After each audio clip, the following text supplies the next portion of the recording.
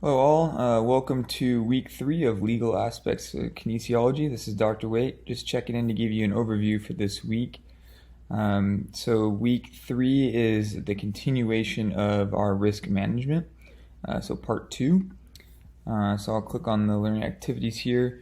So a couple things to address early on this week. There's 2 chapters to review and also a PDF of a risk management document. This document, which I had up a minute ago, let me get back to this. This is by Gary R. Gray out of Billings, Montana State University. So this is a case study that's in the Journal of Legal Aspects of Sport from 1995. It's risk management behaviors of high school principals in the supervision of their high school physical education athletic programs. So really interesting read on case studies that affect those of you that are going into PE or physical education settings or athletic programs. So a good document to read through. All right, so feel free to download that, and then also there will be a overview lecture provided here for chapters 4 and 5. So make sure you watch that when they become available. 2 tasks for you to take care of this week. There's a quiz, so quiz number 3. Just like the previous weeks, make sure that you're taking the quiz and getting it done before it closes on Sunday evening. And then we have our second CAP assignment. This is CAP 2 on risk management. So in this CAP assignment, similar to the first week, you're going to address the prompt here and write down a paper with references using APA format. So this week it states that your assignment is to explain 5 potential risks that could arise in your facility. So thinking back to the first week, the facility that you chose, the setting that you're going to be working in. The first week you looked at case studies that affect your facility and the field that you're going to work in.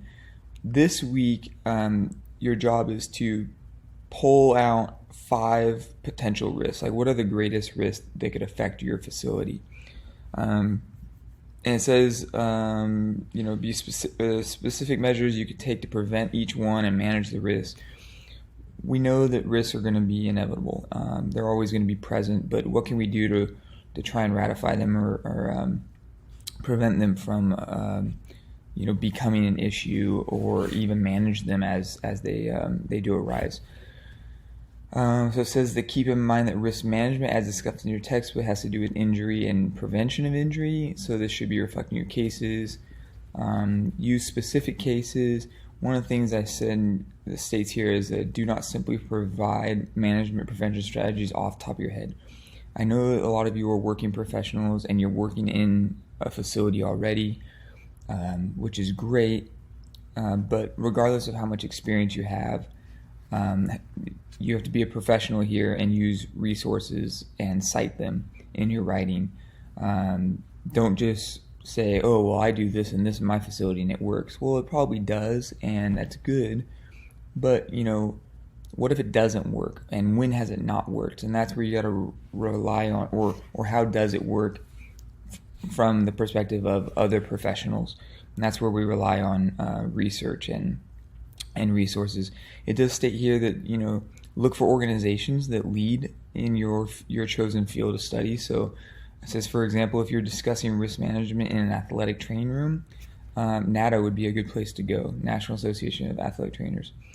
If you're working in a strength and conditioning facility, maybe the NSCA or the ACSM would be a good resource, or one of those top organizations.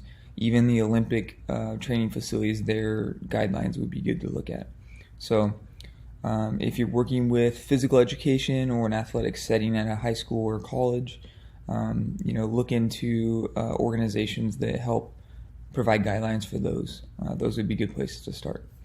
Okay, here's a rubric explaining how I'm going to be assessing the breakdown of points for this assignment. So take a look at that as well. All right, that's it for this week. If you have any questions, please feel free to let me know. Bye for now.